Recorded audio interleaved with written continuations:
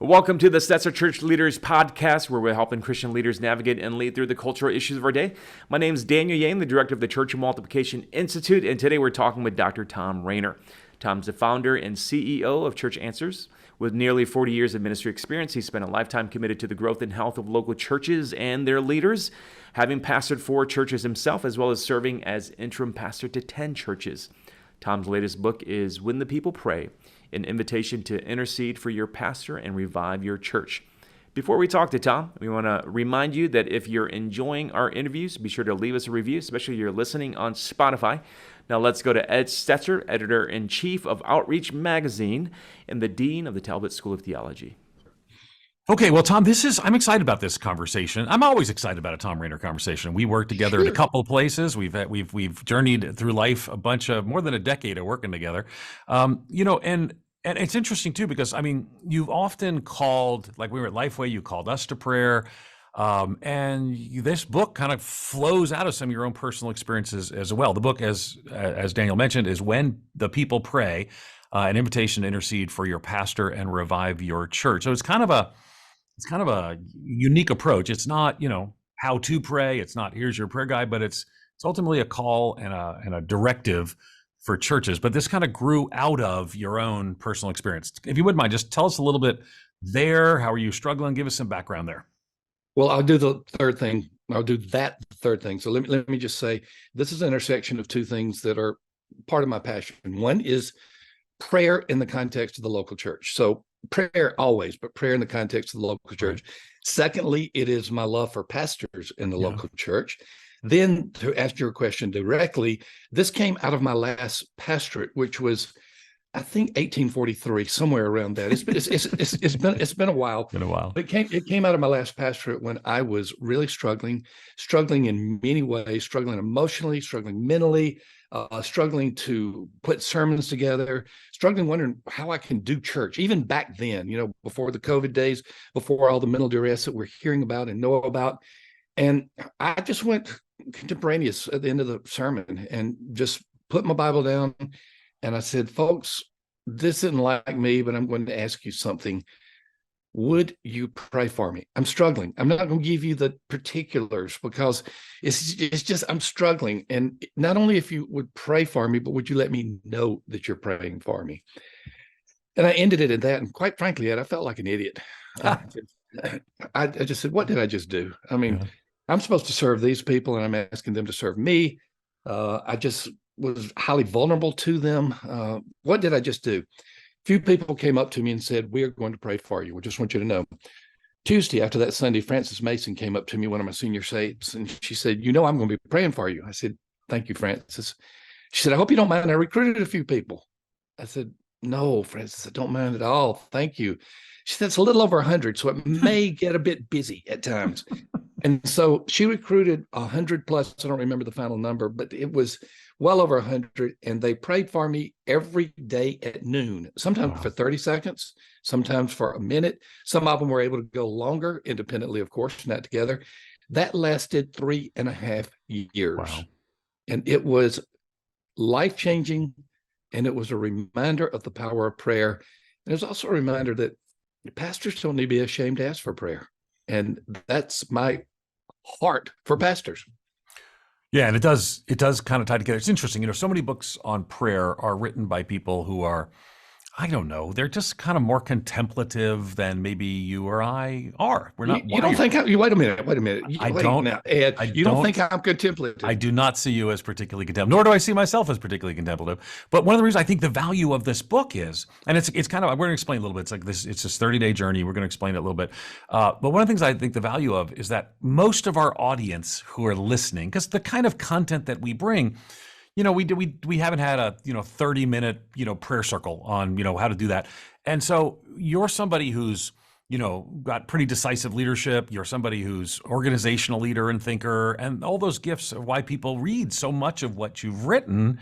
But I love the fact that you're coming back to saying we need to be a praying people. And again, even the title sort of gets at it. It's not when you pray; it's when the people pray.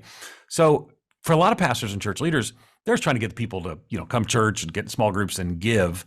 But we know, we all go back to these stories like Spurgeon saying that the engine of the church is down here in the basement. So what are some ways, and you talk about this some of the challenge, but what are some ways that pastors and church leaders, our audience, can help get people to pray? They could do what you did in that last 3.5 years, but that does sound kind of like a unique situation. What are some ways you recommend? Well, the reason I wrote the book, and not with any type of false promotion of the book, I wrote the book so that pastors would have something to ask people to do. You brought my son Ed, Jess Rainer, Ed, to the church planting world. He still talks about you to this day, and favorably. I just want to add that, just in case people were wondering. People ask him. He said, "Well, yeah, Ed took a chance on me. Ed absolutely took a chance on me." Well, let me describe what is happening at his church. At the church at Spring Hill, the elders found out about this book, and they are using it themselves to pray for Jess for 30 days. Now, Jess wouldn't have asked them. I really don't think he would. But I would say to pastors, ask your people to pray. You don't have to have a guided book like this that will give you insights, but ask them to.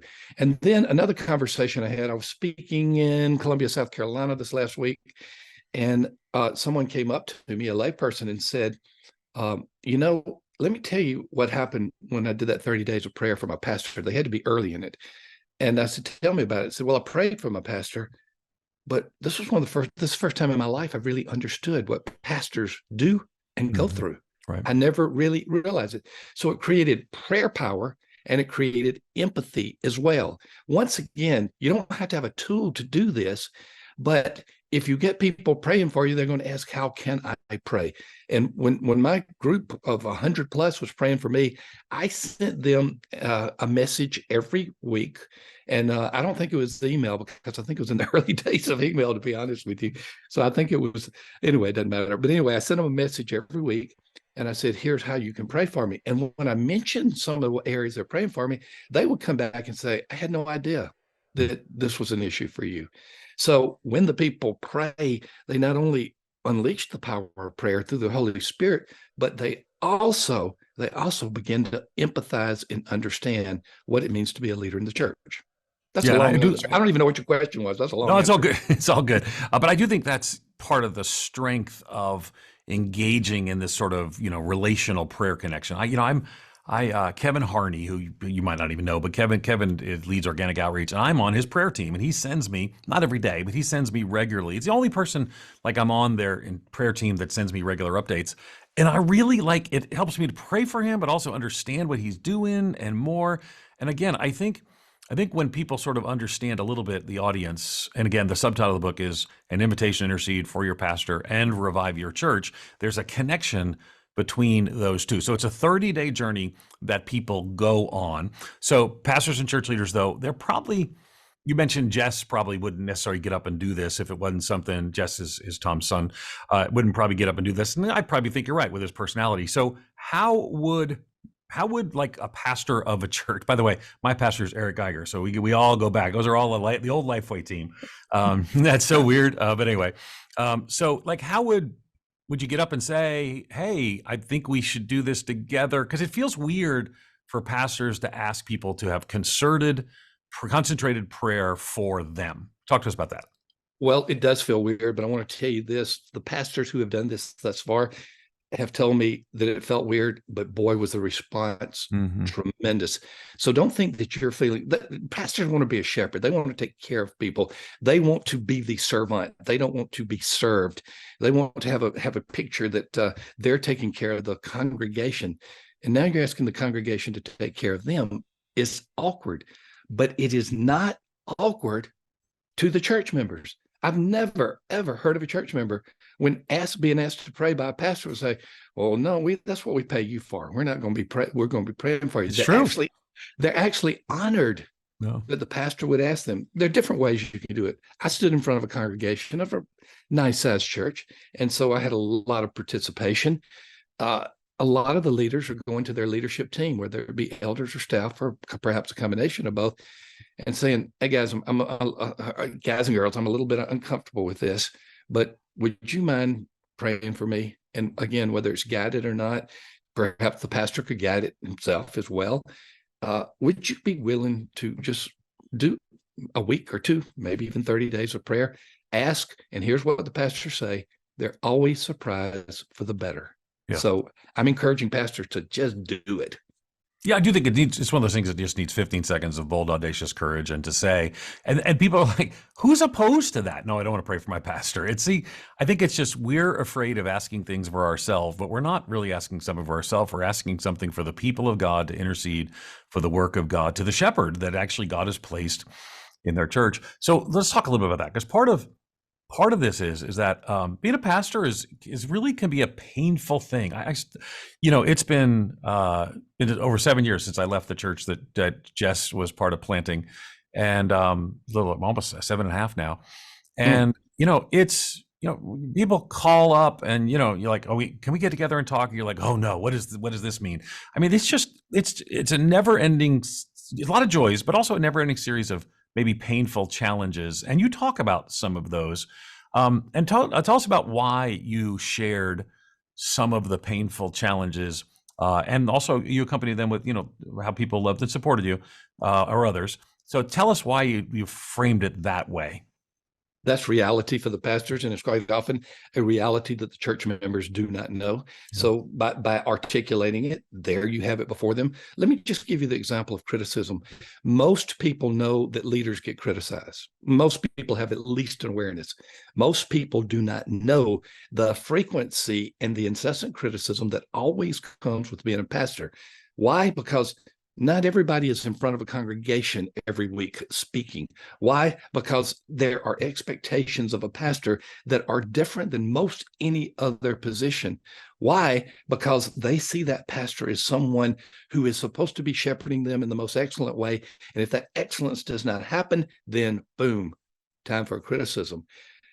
Most pastors, before they go into their first church, have heard about it and perhaps have prayed about it, but they have absolutely no concept of what it's going to be. And these are in healthy churches, Ed. This is not in the divisive churches. This is just normal. And I try to give pastors a perspective. For example, maybe you're at that median-sized church of 60. And that basically means you have 120 people roughly in your church if it's a typical attend every other week. So let's say you have 100 people in your church instead of 120. You have 100 people in your church. What if those people only provided a criticism twice a year? Just twice a year. 200 criticisms. That's almost daily. And so that's the nature of the job. I wish I could say I handled it well in pastoral ministry and leadership and other places, but it always stung. And you were with me many times when I would get stung, and you know that my skin is not that thick, and I'm one of those former pastors who really struggle with that. So yeah, just getting it in front of the people. This is what you really need to pray for. And I shouldn't park on criticism, because there are many joyous things a pastor does too. I shouldn't make it all negative. Well, no, I asked that because I think it is a part of the pastoral experience. And for me, I remember early on as a pastor, I used to, hear people say pastoring was so hard. And I thought maybe those people just weren't working hard enough. And then I realized it wasn't always, because I think there are pastors with different levels of work ethic. And, one thing, Thom Rainer is like an insanely high work ethic. And we that's what we often had there. Like I love to work. I love to get things done. But it wasn't so much. So early on, I saw the criticism as whether, you only work on Sundays. But it really, I think the hardest part is the fact that people that you dearly love are the people who often are the ones who become the most challenging critics. And yet what happens is now we're in a world where we've seen some real bad actors in pastoral ministry. And then, so we can't, for some people, we can't just acknowledge that, man, it's just hard to just constantly be critiqued by people.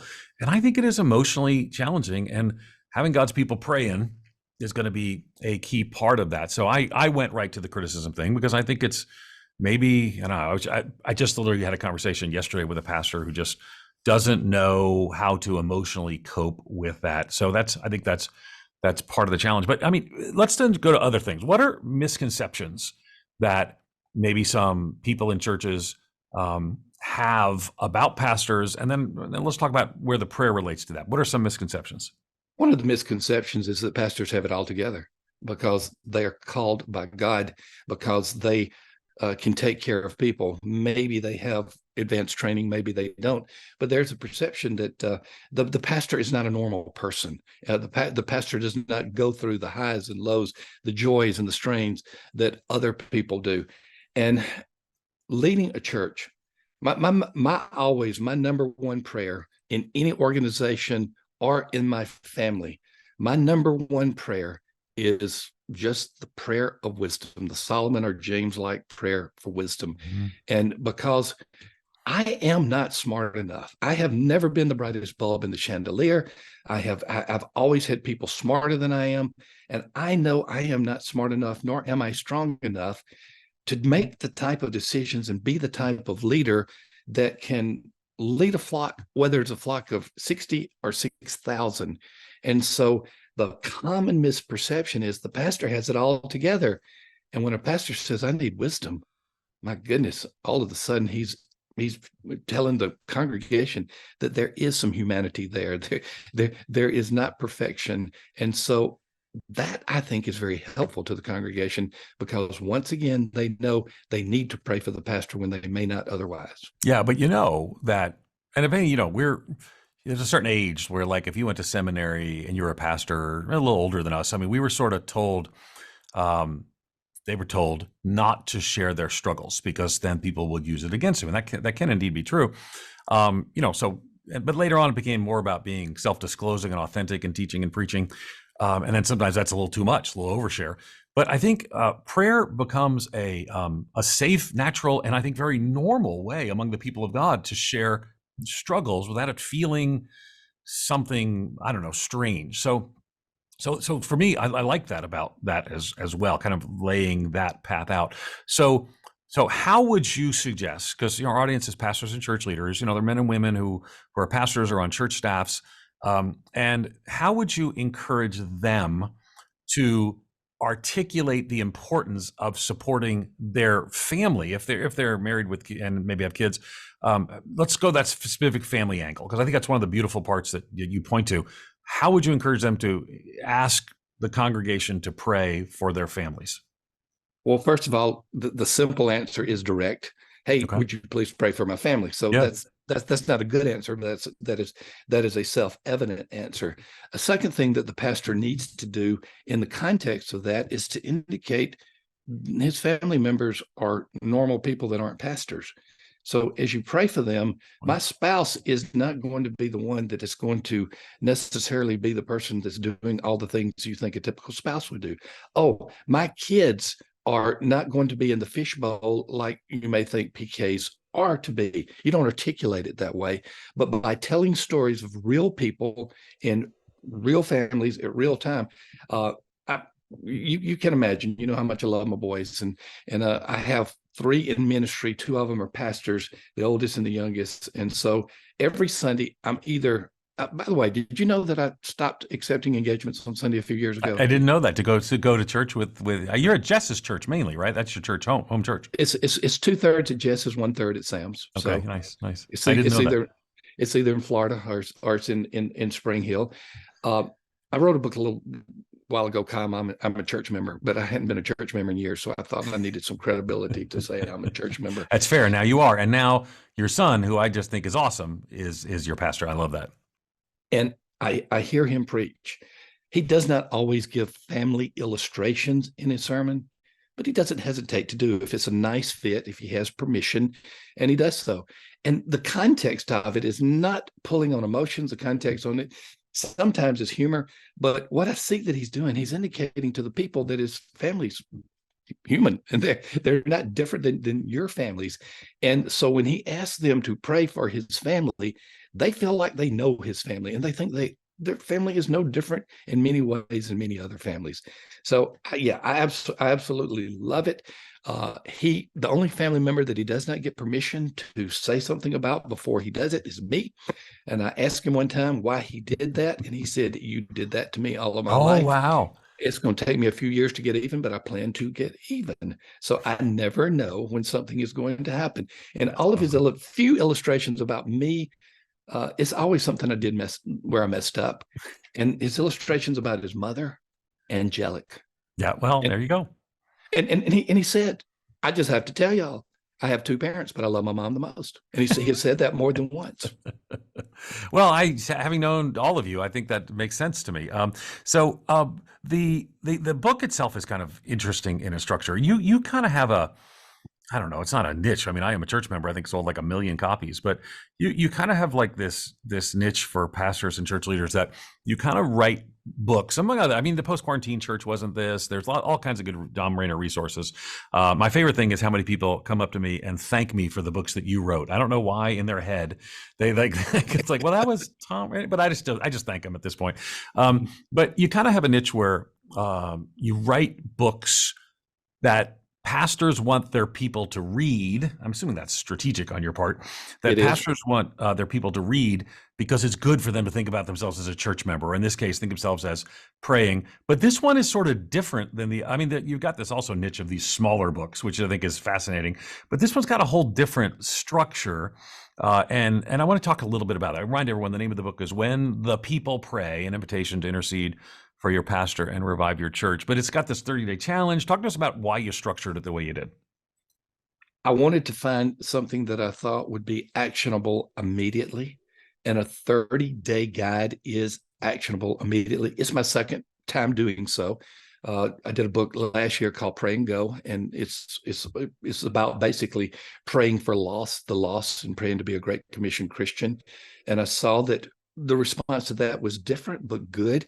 And so I said, okay, this might be at least a temporary niche that I could go to where there is something actionable at the very moment. I am a church member, use that in the new members class or in some setting like that. Autopsy of a Deceased Church, we're about to die. Let's get some people together and read Rainer's book. This book is immediately actionable. If the people are going to do anything with it, they're going to go through 30 days. So that's the theory behind it. We'll see. New York Times has not called me and said it's made it up to the top 10 yet. So we'll see how that does. Well, I wouldn't be surprised, but all right. So then, but you didn't, the structure then. So unpack that a little bit more. So it's 30 days and the people, I mean, I've seen it, but they haven't. So what would it be like? Because I think, and again, I want to encourage people to get the book. And again, so I remind people that it's called When the People Pray. But you also said a couple of times you could do this different ways. So you've got a daily process that people go through. Unpack that a little more. Well, the first process is usually a story. And I like to begin with stories because people get interested in it. It's a very brief story. And it changes every time. And then I have a time of reflection. That reflection may be a little bit on scripture. It may be on the story that you just heard about the pastor. And then in every one of these days, I put a prayer out for the pastor. Okay, you don't have to repeat these words. There's no rote memory words that you have to use.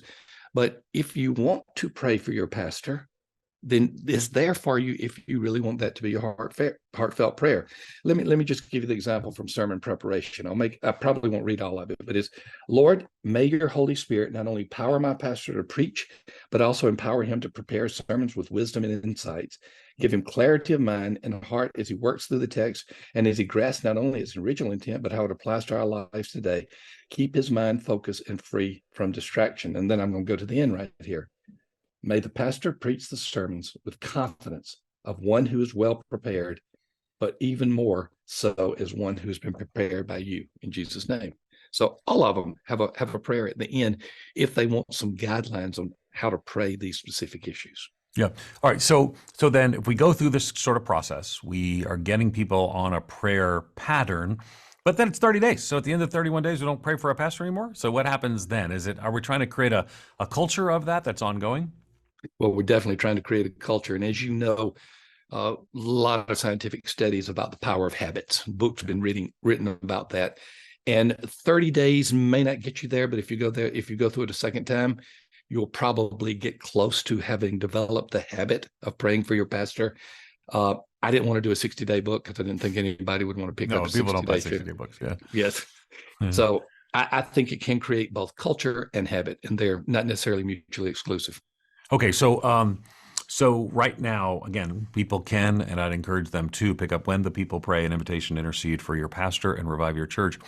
But help us think, like right now, someone hears this and says, I want to get people praying. What's the first step to do that? How do we broach the subject, have the conversation, and invite people to begin to pray for their pastor?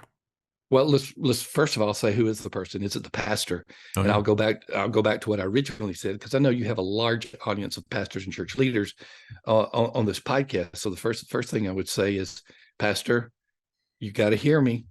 This is something that your people want to do for you. So don't be hesitant to do so. Yeah. Now, if you are a church member, one of the ways that I have encouraged church members to move forward is do so in your small group, or if you're a leadership team like elders, do so in that leadership team. You may not have the audience of the entire church, but you can begin with an affiliated group there. And whether you use a guide like mine or whether you do this on your own, make a commitment. My community group is what we call ours. And was that what you called them when Jess was with you? Did you call them community groups? I think we called them life groups, but that was 7 years ago. I'm not sure. Okay, well, it's all the same thing. Yeah. Well, I have the senior adult community group in Jess's church. I'm almost 40 years above the median age in his church. So I don't intentionally have the senior adult church group, but that's another story.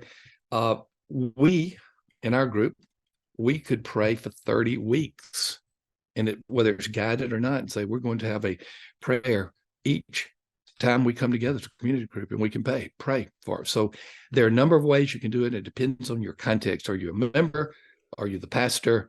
The pastor is going to have the option of going before the whole congregation. Again, it's the fourth time I said it, so I'm redundant. Don't hesitate to do so, Pastor. Yeah, but it does seem probably in a lot of contexts having, like, depending on your church, like the chairman of your elders or your vestry or your deacons or whatever.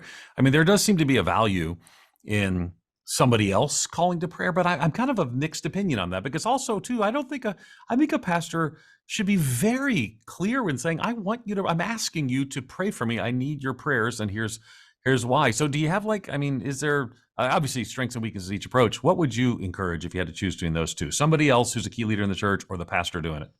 I would encourage the pastor to do it first. Really? Because most pastors don't think they can, or that it will be effective. Yeah. They think, maybe rightly so, that it feels more comfortable for someone else to do it for them. That is fine. But I would challenge the pastor to demonstrate to your church members that you really need prayer, and watch for the response. Okay. We'll just watch for the response. Yeah, that I get up and say, me and my family and I have to use proper grammar, because Thom Rainer will correct me if I do not. Not on your own podcast. That's true. But we go way back. One of the things I loved about Thom Rainer is that we worked at a publishing company together, and he did not allow people to use improper grammar. How could you use improper grammar at a publishing company? Anyway, another story for another day. Random capitalization. Oh, that is the worst offense ever. Why is that word capital? I'm sorry. Yeah, and the use of unnecessary quotation marks is one of my favorites, but that's another story for another day. Okay. So last question is, let's say a church does this. What are we going to see? What's the outcome of a church praying regularly for its pastor? Unity, which is a surprise outcome. Yeah. When you do not have unity in the church, typically the reason is because you have people with their own preferences and sometimes agenda. When you are praying for your pastor, you are all on the same page for something that is godly and right. And so one of the first outcomes that you will likely see, particularly among those who are doing this, is unity. A second outcome will be understanding. And so the next time a pastor does something that is stupid, and who does not at some point, you will understand their humanity just a little bit better. And as we mentioned early on, the third thing that you'll see is a greater culture of prayer as well. That is not a promise. That is not a push button response to a book or an effort, but that is a likely way that God will work. Well, it's been good to have a conversation with my friend of many years, Thom Rainer. The book is When the People Pray, an invitation to intercede for your pastor and revive your church. And part of a long string of Thom Rainer books that have been influential to, and will be influential, but others have been influential to so many. Thanks for joining us, Thom. Thank you, Ed. We've been talking to Dr. Thom Rainer. Be sure to check out his new book, When the People Pray, an invitation to intercede for your pastor and revive your church. You can learn more about Thom at ChurchLeaders.com. Thanks again for listening to the Stetzer Church Leaders Podcast. You can find more interviews as well as other great content for ministry leaders at ChurchLeaders.com/podcast. And again, if you found our conversation today helpful, we'd love for you to take a few moments to leave us a review. That'll help our listeners and other ministry leaders find our content more easily. Thanks for listening. We'll see you in the next episode.